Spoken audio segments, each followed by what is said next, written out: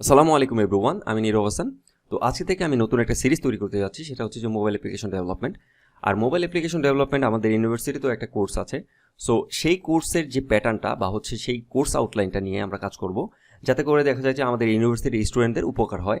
Plus আপনি real লাইফেও project যখন করতে যাবেন, সেই ক্ষেত্রেও আপনার এই সিরিজটি খুবই উপকারে আসবে আশা করি ইনশাল্লাহ। তো এই কোর্সের মধ্যে আমাদের কী কী ইনক্লুড আছে সেই জিনিসটা আমরা দেখি। যেটা হচ্ছে যে মোবাইল অ্যাপ্লিকেশন ডেভেলপমেন্ট, সেটা আমরা কিভাবে করব, যেটা হচ্ছে যে NestJs দিয়ে করব ব্যাকএন্ডের জন্য, আর হচ্ছে ফ্রন্ট এন্ডের জন্য আমরা হচ্ছে রিয়েক্ট নেটিভ রেখেছি, আর ডাটাবেসের জন্য হচ্ছে পোস্টগ্রেস এসকিউএল।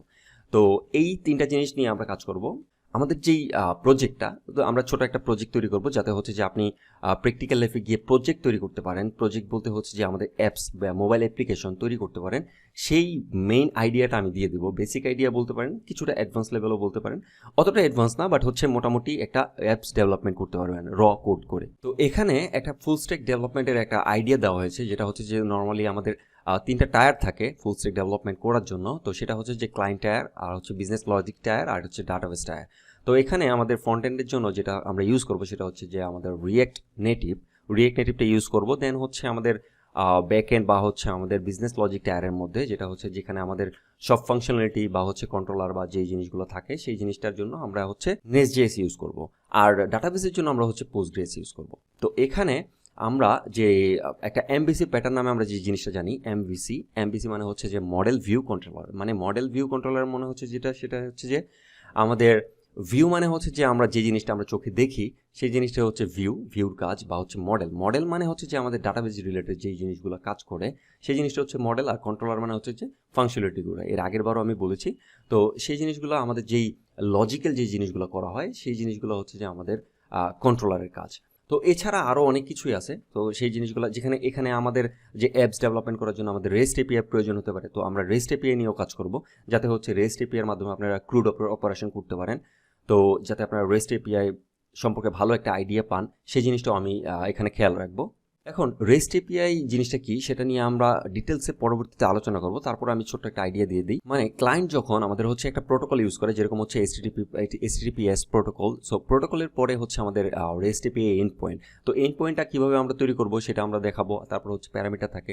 সো এই জিনিসগুলো পাথ বা হচ্ছে আমাদের যে ডোমেইন, তো ওই জিনিসগুলো টোটাল জিনিসটা নিয়ে আমি কাজ করব। আর হচ্ছে এখানে যেরকম আমাদের এখানে সার্ভার থাকে, ওই সার্ভারের মধ্যে যে ডাটাটা থাকে, ওই ডাটাটা আবার হচ্ছে আমাদের রেসপন্স করে ক্লায়েন্টের কাছে চলে আসে।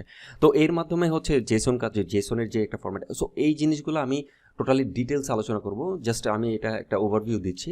আর আমরা একটা বিষয় খেয়াল করব, সেটা হচ্ছে যে ওআরএম নিয়ে কাজ করব। তো নর্মালি আমরা যখন ডেভেলপমেন্ট করি, নর্মালি হচ্ছে পিএইচপি বা হচ্ছে নর্মালি আদার্স যেই ডেভেলপমেন্ট সেক্টর আছে, যেরকম ফ্রন্ট এন্ড ব্যাক এন্ড, তো ওইটার মধ্যে আমরা যেভাবে করি, যেরকম দেখা যায় যে আমাদের যখন একটা প্রজেক্ট করি, তখন আমরা ব্যাক এন্ডে কাজ করি, কিছু ফ্রন্ট এন্ডে কাজ করি, তখন আবার ডাটাবেজে কাজ করি। ডাটাবেজে যখন কাজ করি, তখন দেখা যায় যে আমরা যদি দুইটা ডেভেলপার কাজ করি, তো দেখা যায় ডাটাবেসটা আমি কাজ করার পরে এখন আরেকটা ডেভেলপার কাজ করবে। তো আরেকটা ডেভেলপারকে দিতে হলে আমার ডাটাবেসটা ডাউনলোড করে তাকে দিতে হয়, দেন সে এডিট করবে, তারপর আবার ডাউনলোড করে আবার আমি এডিট করব।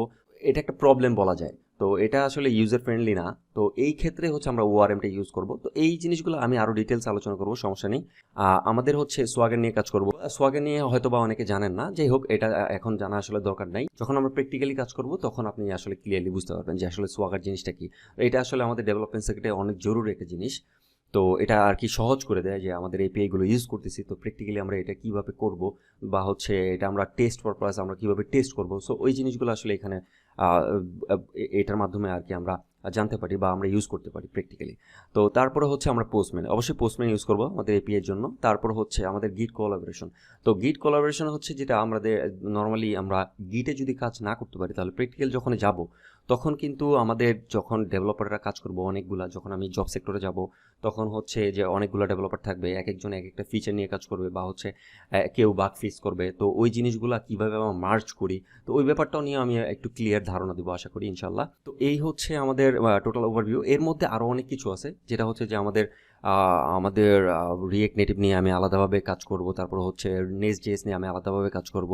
তারপর হচ্ছে পোস্টগ্রেস নিয়ে আমি মোটামুটি একটা ভালো আইডিয়া দিব।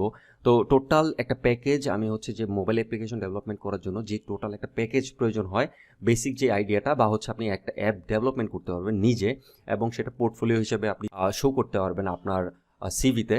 সো সেই উদ্দেশ্যেই হচ্ছে আমার এই সিরিজটা তৈরি করা। তো আশা করছি এইটা দিয়ে আপনাদের অনেক উপকার হবে। আর যদি ভালো লাগে অবশ্যই আমার চ্যানেলকে সাবস্ক্রাইব করবেন অ্যান্ড কমেন্ট করবেন যে আপনারা আসলে কী কী দেখতে চান এইটার মধ্যে। তো ধন্যবাদ, আসসালামু আলাইকুম।